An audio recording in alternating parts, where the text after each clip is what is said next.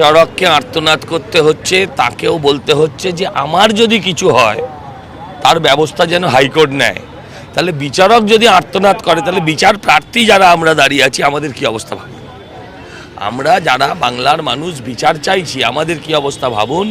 তাই বলি বিচার একটাই, সেটা হচ্ছে 23 আর 29 এই সরকারের বিসর্জন দিন, সবাই বিচার পাবে।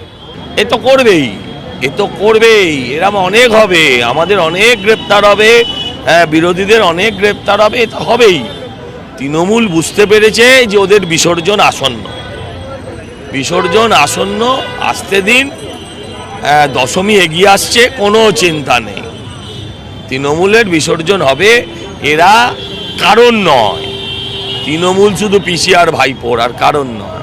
চন্দ্রিমা ভট্টাচার্য এখান থেকে বসে বুঝতে পারছেন কোথায় কে কাকে পিটিয়ে মেরেছে, কাকে খুন করেছে, কিন্তু তার পরিবারের লোক অন্য কথা বলছে।